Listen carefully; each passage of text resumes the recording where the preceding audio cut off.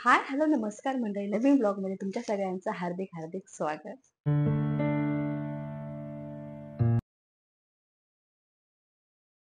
Baby खात नाहीये. खूप कंप्लेंट असतात आणि इव्हन मी पण एक न्यू मॉम आहे आणि माझी पण सेम कंप्लेंट होती. तर माझी कंप्लेंट तर मी आता कंप्लेंट नाही राहिलेली ऍक्च्युली तर ती कसं हे मी या व्हिडिओमधून सांगणार आहे. आणि बेबीचं पोट दुखतं असं वाटतंय की याच्या पोटामध्ये जंत वगैरे झाले की काय, कारण मुलं मातीमध्ये वगैरे खेळतात.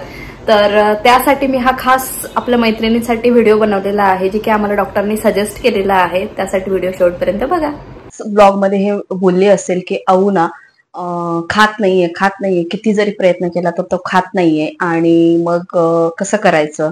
आणि जी मी फिडिंग म्हणजे जी हाय चेअर जी होती बेबीला आपण बसून जी खातो, तर ती जी चेअर आहे ती आम्ही तर रिटर्न केली, अजून काही मागवली नाहीये. आणि त्याचा अल्टरनेटिव्ह पण मी शोधला आहे. सो मला ते जे अडीच हजार किंवा जे 2600 रुपये जे होते ते मी वाचवलेत. ते कसे हे मी तुम्हाला आता ह्या ब्लॉग मध्ये सांगणार आहे. तर हा ब्लॉग पुढे तुम्ही कंटिन्यू बघा, म्हणजे तुमच्या लक्षात येईल. तर अऊ जे फूड खात नव्हतं त्याच्यासाठी आम्ही काय काय प्रयत्न केले, आणि फायनली सगळे प्रयत्न करून झाल्यानंतर फायनली डॉक्टरांना भेटलो आणि त्यांनी आम्हाला काय सजेस्ट केलं हे पण मी आता तुम्हाला सांगते. तर आम्ही काय करायचो स्टार्टिंगला, जसं आपण आता 1 वर्षाचा झालेला आहे तो ऑलरेडी, तर त्या हिशोबाने मग फूड वगैरे बनवायला घेतलं, फक्त कमी तिखट वगैरे आणि सॉफ्ट वालं थोडंसं फूड, फिंगर फूड वगैरे ह्या गोष्टी सगळं चालू केलं होतं. तर आमच्याकडनं त्याच्या खाण्याच्या बाबतीत पण काही मिस्टेक झालेल्या आहेत, ज्या चुका झालेल्या आहेत हे पण मी आता तुमच्याशी शेअर करणार आहे. त्या चुकांना ओव्हरकम करून आणि आता आऊ खूप छानपैकी खातो आहे. तर ते कसं हे तुम्हाला सांगते. तर पहिली गोष्ट म्हणजे आऊचं मी तुम्हाला शेड्यूल सगळं एका कुठल्यातरी ब्लॉगमध्ये दाखवलं आहे. जर तुम्ही ब्लॉग बघितला नसेल तर जाऊन एकदा चेकआउट करा. तर 1 वर्षाचा तो ऑलरेडी झालेला आहे आणि आता 1 वर्षाचा झालेला आहे. तर मग त्या हिशोबाने आता आम्ही फूड वगैरे त्याला चालू केलेलं आहे. पण आता मध्ये-मध्ये प्रॉब्लेम असा व्हायचा, की तो आता मागे-मागे झोपत पण नव्हता. म्हणजे आता अंघोळ झाल्यानंतर आहे ना, आता ह्या वयात मुलं तशी झोपत नाही. आपण किती जरी प्रयत्न केला, तर कंपल्सरी ते झोपेलच याची गॅरंटी नसते. म्हणून कसं झालं, की ठीक आहे, तो नाही झोपत आहे, इट्स ओके. मग खेळायच्या वगैरे हे करून वगैरे मग फूड वगैरे देऊन वगैरे असं आम्ही खूप प्रयत्न केला, पण तो झोपत नव्हता. आणि खाण्याचं पण त्याचं प्रमाण खूप कमी झालेलं. म्हणजे सकाळचा जो काही नाश्ता वगैरे होता, तुम्ही बघितलं असेल, मी एका वेळेस 3-3, 4-4 प्रकारचे नाश्ता द्यायचे, इन्क्लूड फ्रूट, पण तो अजिबात खात नव्हता. आणि त्याला सगळ्यात जास्त आवडणारा जो शिरा होता, तोही मी बनवायची. ड्रायफ्रुट्सवाला शिरा म्हणा, इव्हन सेरेलॅकही आम्ही ट्राय केलेलं. त्याच्यानंतर राईस तर असतोच कंपल्सरी फ्रेश बनवलेला. त्याच्यानंतर दूध किंवा एखादं फ्रूट म्हणजे केळी किंवा हे आपलं चिकू वगैरे हे सगळं त्याचे फेव्हरेट फूड आहेत. म्हणजे असं नाही म्हणत की लगेच त्याला फेव्हरेट आहे, पण तो मॅक्सिमम आम्हाला खाण्याच्या वेळेस तो ह्या गोष्टींची जास्त डिमांड करायचा. तर ते सगळं आम्ही ट्राय करायचो, पण तो अजिबात खात नव्हता. मग काय करायचं हा प्रश्न पडायचा. आणि सकाळी-सकाळी जशी संध्याकाळच्या वेळेस जशी ग्रेव्ही बनवली जाते सगळ्या वगैरे व्हेजिटेबल्स वगैरे टाकून, ह्या थोडंसं इम्पॉसिबल व्हायचं. म्हणून ह्या सगळ्या गोष्टी आम्ही ट्राय करायचो. बऱ्याच वेळेस पोहे अ, जे आपण बनवतो तेच फक्त कमी तिखटवाले किंवा मग बटाटा पोहे वगैरे हे सगळं मी ट्राय केलेलं, पण अहो अजिबात खात नव्हता. मग आता करायचं काय? मग आम्ही सगळे प्रयत्न करून झाल्यानंतर फायनली डॉक्टरांना कॉल केलेला आणि मग त्यांना सगळं समजून सांगितलं, की हे असं-असं होतंय, तर काय करायला पाहिजे? त्यांनी तर पहिले मला विचारलं, की तुम्ही जेव्हा त्याला फूड वगैरे देतात सकाळी-सकाळी, तर फीड वगैरे झालेलं असतं तेव्हा देता की कसं? तर बऱ्याच वेळेस आहे ना, अहो उठल्या-उठल्या ना माझ्याकडे यायचा आणि पहिलं माझं फीड घ्यायचा आणि मग त्याच्यानंतर जेवायचा. तर बट ऑब्व्हियसली तो खायचा नाही, हे आमच्या पहिले तर लक्षात आलं नाही. तर ही चूक तुम्ही करू नका. जर बेबीला तुम्हाला थोडंसं म्हणतो ना आपण, की ब्रेस्ट फीडिंग पासून थोडंसं कमी-कमी क्वांटिटीमध्ये जाऊन वरच्या फूडवरती जास्त फोकस करायचा आहे. तर उठल्या-उठल्या पहिलं त्याला फीड न करता डायरेक्टली हे करा, वरचं द्यायला स्टार्ट करा. म्हणजे दुसरं काही नाही. जर तुम्ही काही नाश्ता करत असेल, तर बऱ्याच वेळेस असं व्हायचं, की पप्पा जर नाश्ता करत असेल, तर त्यातला एखादा केलॉगचा दुधाचा स्पून वगैरे म्हणा किंवा असं काही देण्यात यायचं. त्याच्यामुळे काय प्रॉब्लेम व्हायचा, की तो मग त्याचं जे प्रॉपर जे बनवलेलं फूड आहे तो खात नव्हता. आणि ते जे फूड आहे ते पण हार्डली एखादा 2 स्पून घेतला, की झालं त्याचं. तो खेळायच्या नादी लागायचा. आम्ही खूप ऑब्झर्व्ह केलं आणि त्याच्यानंतर डॉक्टरने जेव्हा बोललं, तर ह्या सगळ्या गोष्टी असं-असं सकाळपासून घडतं. हे सगळं डॉक्टरांशी बोलल्यानंतर मग डॉक्टरांनी सजेस्ट केलं, ज्यावेळेस तुम्ही सकाळी तो उठतो, तर त्याला कुठलाही म्हणजे आपण म्हणतो ना, ब्रेस्ट फीडिंग वगैरे जर तुम्हाला करायचं असेल, ते करा आणि मग जेवणामध्ये खूप सगळा गॅप देऊनच तुम्ही हे करा. आयदर मग डायरेक्टली ब्रेस्ट फीडिंग न करता नाश्ता द्या, जे काही तुम्ही बनवलेलं असेल ते नाश्त्यासाठी आणि मग ब्रेस्ट फीडिंग तुम्ही 2-2.5 तासाने वगैरे करा असं. म्हणजे प्रॉपर त्याचा नाश्ता वगैरे होईल असं. तर मग आम्ही ते हळू-हळू इम्प्लिमेंट करायला गेलो आणि आजकाल आहे ना, अ, हे आम्हाला करायचं आहे. म्हणजे त्यांनी प्रॉपर नाश्ता वगैरे कारण वरचं फूडची सवय आता 1 वर्षाचं होऊन गेलेलं आहे. तर वरच्या फूडची सवय पण लागायला पाहिजे. म्हणून मग आम्ही काय करतो, जर आम्ही उठले तर उठल्यानंतर आहे ना, त्याला मी मागे येऊन जाते आणि म्हणजे आम्ही अशी आयडिया केलेली आहे, की त्याला मी दिसत नाही. मी मागच्या बेडरूममध्ये येते आणि वरून त्याला घेऊन वगैरे फिरून हॉलमध्ये झोपवतो परत. जर त्याला झोपायचं असेल तर. नसेल झोपायचं तर मग तो खेळायच्या मूडमध्ये असेल तर मग खेळून देतो आणि मग पप्पा वगैरे त्याला थोडंसं बिझी ठेवतात. तोपर्यंत मग मी माझं सगळं आवरल्यानंतर ना, डायरेक्ट त्याचं जे काही फूड बनवते, ते बनवल्या-बनवल्या डायरेक्ट त्याला ना ते फूडच खायला देते. मग नाश्त्याच्या स्वरूपामध्ये. जे काय असेल म्हणजे पोहे असेल, शिरा असेल किंवा मग दूध भात असेल, तर आजकाल ना त्याला दूध भात खूप आवडतोय आणि आम्ही इंद्रायणी राईस वापरतोय ऑर्गॅनिकवाला. आणि दूध जे आम्ही जे नॉर्मली त्याला काही ए वगैरे दूध नाही. जे आम्ही नॉर्मली आता सध्या चहा पाण्यासाठी जे यूज करतो तेच.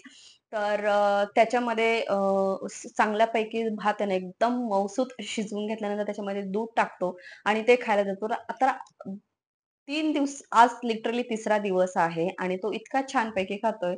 टचवूड म्हणजे अ, जर डॉक्टरनी जी ट्रिक सांगितली ना, ती आम्हाला वर्क झाली ॲक्चुअली. तर सगळ्याच मुलांना ही ट्रिक यूज होईल की नाही याची मी गॅरंटी नाही देऊ शकत. पण आमच्या बाळाला ही ट्रिक कामं आली. म्हणजे आम्ही ठरवलं की आता ठीक आहे, हळू आता याला वरच्या फूडवरती जास्त फोकस द्यायचा आहे. कारण अजून 3-4 महिन्याने मला ब्रेस्ट फीडिंग बंद करायचं आहे. म्हणजे तो 1.5 वर्षाचा झाल्यानंतर. तर त्याला ऑलरेडी मॉर्निंगच्या नाश्त्याची वगैरे सवय व्हायला पाहिजे. म्हणून आता आम्ही हे घेतोय. अदरवाईज असं नाही की मी त्याला ब्रेस्ट फीडिंग करत नाहीये. त्याचं झोपायचं म्हणजे अंघोळ झाल्यानंतर मी कंपल्सरी त्याला ब्रेस्ट फीडिंग करतेच आहे. जरी तो झोपला नाही तरी थोडाफार तो ब्रेस्ट फीडिंग करतोच. आणि सध्या उन्हाचे दिवस आहे त्याच्यामुळे हायड्रेशन खूप महत्वाचं आहे. हायड्रेट राहणं.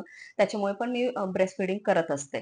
तर हे एक महत्वाचं मला तुमच्याशी शेअर करायचं होतं, की जर आमच्याकडनं अशा चुका व्हायच्या की आम्ही काही खाताना वगैरे त्याला हळू-हळू थोडं-थोडं पीसेस आमच्यामधून देणं आणि मग तो त्याचं जे ओरिजिनल फूड आहे ते खात नव्हता. तर हे आता ओव्हरकम झालेलं आहे. दुसरी गोष्ट म्हणजे बऱ्याच वेळेस ना असं व्हायचं, की संध्याकाळचं जेवण किंवा दुपारचं जे लंच आहे, तो प्रॉपर खात नव्हता. हा एक आम्हाला मोठा इश्यू होत होता. तर आम्ही काय करायचो, सकाळी त्याला नाश्ता वगैरे झाल्यानंतर, झोपेतून उठल्यानंतर परत काहीतरी हेवी द्यायचो. म्हणजे ऑब्व्हियसली दुपारचं लंच वगैरे असायचं आणि लंच झाल्यानंतर ना 2-2.5 तासांनी परत दूध चपाती किंवा असं हेवी जायचं. म्हणजे शिरा वगैरे किंवा ड्रायफ्रुटचा परत शिरा वगैरे असं हेवी जायचं. त्याच्यामुळे तो संध्याकाळचं जे जेवण आहे 7:30, 8, 8:30चं जे माझं टायमिंग ठरलेलं आहे, तो व्यवस्थित खात नव्हता.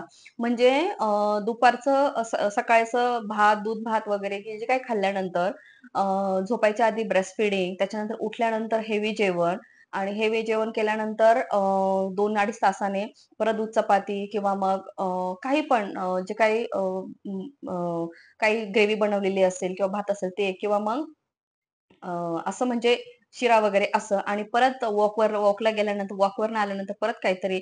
त्याच्यामुळे काय व्हायचं तो रात्रीचं जे जेवण आहे ना, तो लिटरली त्याचं स्किप व्हायचं. म्हणजे 2दा-3दा स्किप झालेला आहे आणि आम्हाला हे कळत नव्हते, की आमच्याकडनं काय चुकतंय म्हणून. म्हणून तो एक आम्ही कन्सर्न डॉक्टरांशी केला, की असं-असं होतंय.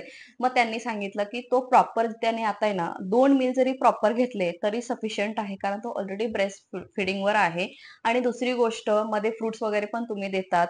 तर तुम्ही इतकं मील देता त्याला, तर तो रात्रीचं कसं जेवणार? असं पण झालं. मग आता आम्ही 3 दिवसापासून कसं करतोय, की दुपारचं जेवण जर त्याने छान केलं, सकाळचा नाश्ता करून दुपारचं जेवण जर छान झालं, तर मध्ये ना त्याला लाईट देतो. म्हणजे राहिलेला थोडासा राईस असेल, तो थोडासा किंवा मग फ्रूट वगैरे. म्हणजे आता आजकाल त्याला बनाना खूप आवडतोय आणि आम्ही बनाना जो आहे, कधी नॉर्मल पण आणतो किंवा कधी ना तो जो छोटावाला जो बनाना असतो, तो पण देतो.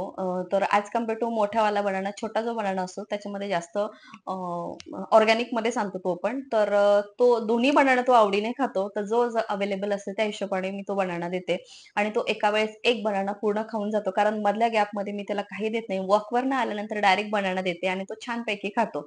आणि मग मध्ये 2.5-3 तासाचा गॅप असतो आणि मग आजकाल तो आहे ना रात्रीचं फूड पण आहे ना शार्प 8:30, 8:15 च्या आसपास स्टार्ट होतो. कारण त्याला भूक लागते आणि मी वॉकला जायच्या आधी पहिले वॉकला जायच्या आधी पण त्याला फीड करून जायचे. आता ते बंद केलेलं आहे. आता मी वॉकला जायच्या आधी त्याला कुठल्याही प्रकारचं फीड वगैरे करून जात नाही आणि वरून तेवढी टेक केअर घेतो त्याची, की तो माझ्या मागे लागणार नाही वगैरे आणि मग त्याला थोडंसं पाणी वगैरे पाजलं आणि ती केळी वगैरे खाल्ली तरी तो ओके असतो. मग त्याला 2.5-3 तासांनी बरोबर भूक लागते आणि मग तो जे प्रॉपर जे जेवण आहे त्याचं जे काही रात्री बनवलं असेल ग्रेव्ही, भात, भाजी वगैरे जे काय असेल ते अवेलेबल त्या हिशोबाने मग तो खातोय आणि आम्हाला खूप बरं वाटतंय आणि हेच मला आज तुमच्याशी शेअर करायचं होतं. त्याच्यामुळे ह्या गोष्टींमध्ये ना डॉक्टरांची खूप हेल्प झाली आणि दुसरी गोष्ट याच्यामध्ये अजून एक ॲड ऑन करायचं आहे, की डॉक्टरनी मग आम्हाला भुकेचं औषध पण द्यायला सांगितलेलं. तर आता आज लिटरली दुसरा दिवस आहे त्याला आम्ही भुकेचं औषध देतो. एका वेळेस एका टायमिंगलाच देतो आहे. तर मे बी त्याचा इफेक्ट असू शकेल त्याचाही इफेक्ट असणारच आहे ऑब्व्हियसली. प्लस हा एक इफेक्ट आहे, की त्याला खूप फ्रिक्वेंटली मील देत नाहीये. भूक लागली त्या हिशोबानेच मील देतोय. म्हणजे टाईम गॅप वाढवलेला आहे आता. कारण एका वेळेस तो बराच खाल्लं जातं मुलांचं. कारण आता तो ऑलरेडी 1 वर्षाचा झालेला आहे. अजून एक डॉक्टरने आम्हाला सजेस्ट केला. आता तो गार्डनमध्ये वगैरे फिरतो, तर बऱ्याच वेळेस माती वगैरे खाल्ली जाते. म्हणजे किती जरी तुम्ही नाही म्हटलं ना, की तो वाळू जो आहे असं इथपर्यंत नेतो आणि त्याचे मातीचे कण वगैरे, धुळीचे कण वगैरे जे आहे ना, ते तोंडामध्ये जातात. तर पोट दुखण्याची वगैरे शक्यता असते आणि त्याच्यामुळे ना बेबींच्या पोटामध्ये ना छोटे-छोटे वर्म्स होतात, असं डॉक्टरांचं म्हणणं आहे आणि हे खरं आहे. सो त्याच्यामुळे ना डिवॉर्मिंग करणं वर्षातून 2दा हे खूप महत्वाचं आहे. तर त्याच्यामुळे ना मुलांना जो पोटदुखीचा त्रास आहे, जे वर्म्स वगैरे पोटामध्ये जंत वगैरे जे होतात ते होत नाही. तर आता ऑलरेडी आम्ही त्याला 1 वर्षाचं झालं आहे. तर आमच्या मनामध्ये खूप दिवसापासून होतं. तर डॉक्टरनी स्वतःहून आम्हाला सजेस्ट केलं, की तो जर आता मातीमध्ये वगैरे खेळत असेल, तर तुम्ही हे औषध त्याला आता द्या. तर ते पण औषध दिलेलं आहे. तर हे डिवॉर्मिंग करणं हे खूप महत्वाचं. तर हे मला तुमच्याशी शेअर करायचं होतं. तुम्ही तुमच्या डॉक्टरांच्या सल्ल्यानेच प्लीज औषधं द्या. हे मी माझ्या बेबीबद्दल आणि माझ्या पेडिट्रिशियनबद्दल मी तुम्हाला सांगतेय, की त्यांनी आम्हाला काय सजेस्ट केलं ते आमच्या बाळासाठी. सगळ्यात महत्त्वाचा मुद्दा म्हणजे जी हाय चेअर जी आहे ती मी रिटर्न केली. तर मी आता बघितलं असेल तुम्ही एखाद्या मिनी ब्लॉगमध्ये वगैरे, की आता मी अशी ट्रिक यूज केली आहे. किती जरी नाही म्हटलं, तो किती आरडाओरडा करो, ते जे आम्हाला गिफ्ट आलेली जी प्रॅम होतं छोटंसं, त्याच्यामध्ये मी त्याला बसवतीये लॉक करून त्याला सकाळचा आणि संध्याकाळचा फूड इव्हन दुपारचं जे काही छोटं-मोठं फूड असणार आहे, ते मी त्याला त्याच्यामध्ये बसूनच देते आणि लिटरली रिझल्ट असा पॉझिटिव्ह आलेला आहे, की तो त्याच्यामध्ये जोपर्यंत ते फूड संपत नाही, मी तोपर्यंत त्याला भरवते, तोपर्यंत तो तिथून हालत नाही. म्हटलं मला असं वाटलं होतं, की तो कसा रिएक्ट करेल वगैरे. कारण बऱ्याच वेळेस काय होतं व्हायचं, की आम्हाला त्याला घेऊन वगैरे फिरून फूड द्यायला लागायचं किंवा जमिनीवरती जर बसवलं खाली छान, तर तो लगेच एखादा घास घेईल, लगेच एखाद्या टॉयच्या मागे पळत-पळत जायचं. म्हणजे त्याला परत रिटर्न आणा, परत ते भरवा, असं बऱ्याच वेळेस व्हायचं. आय नो की हाय चेअरचा खूप इम्पोर्टन्स आहे. पण माझ्याकडे ऑलरेडी 2 प्रॅम आहेत. तर एका प्रॅमचा मी वॉकसाठी यूज करते. तर दुसऱ्या प्रॅमचा यूज जो आहे तो मी आता हाय चेअर म्हणून यूज करते आणि त्याच्यामध्ये बेबी कम्फर्टेबल बसतो पण आणि पूर्ण फूड पण संपवतो. तर आमच्या साइडमध्ये आमच्या इथे मग हा बेबीमध्ये हा पॉझिटिव्ह चेंज झालेला आहे. तर त्याच्यामुळे आता आम्ही हा फर्मली डिसिजन घेतलेला आहे, की हाय चेअरमध्ये आता पैसे इन्व्हेस्ट नाही करायचे. जे माझ्याकडं छोटं दुसरा जो प्रॅम आहे, तो मी आता बेबीच्या फूडसाठी यूज करणार आहे, त्याला जेवू घालण्यासाठी आणि संध्याकाळी पण आणि दुपारी पण तो छानपैकी त्याच्यामध्ये बसूनच सगळं जेवण संपवतो. त्याच्यामुळे आता आमच्या डोक्यामागचा हा ताण गेलेला आहे, की त्याच्या मागे-मागे घेऊन पळणं, त्याला हे दाखवून किंवा म्हणजे टॉयजच्या मदतीने वगैरे खाऊ घालणं किंवा तो बऱ्याच वेळेस किचनमध्ये वगैरे बसून खायचा. बऱ्याच ब्लॉगमध्ये बघितले सगळं आता बंद झालेलं आहे गेले 3-4 दिवसापासून. तर हे एक छान न्यूज आहे आणि तुम्ही जर म्हणजे हाय चेअर तर बेस्टच आहे. नो डाउट मी काही नावं ठेवत नाहीये. बट माझ्याकडे जर ऑलरेडी 2 पॅन आहे, तर मी दुसऱ्या पॅनचा पण फक्त वॉकसाठी यूज करण्यापेक्षा त्याचा मी असा यूज केला, हे मला तुम्हाला सांगायचं होतं. तर हेच एक महत्त्वाच्या 3 गोष्टी होत्या. डिवॉर्मिंग, हाय चेअरचं प्रॅमचा हाय चेअर म्हणून यूज आणि बेबी आता व्यवस्थित खातोय, तर तो का खातोय डॉक्टरने आम्हाला काय सजेस्ट केलं ह्या गोष्टी. तर चलो हा व्लॉग मी इथेच एंड करते. भेटू आपण एका छानशा माहितीच्या इन्फॉर्मेटिव्ह व्लॉगमध्ये. आणि माझ्या मैत्रिणींना जर हा व्लॉग आवडला असेल न्यू मॉमचा वगैरे, तर नक्की शेअर, कमेंट्स आणि सबस्क्राईब करून जा. चलो बाय बाय.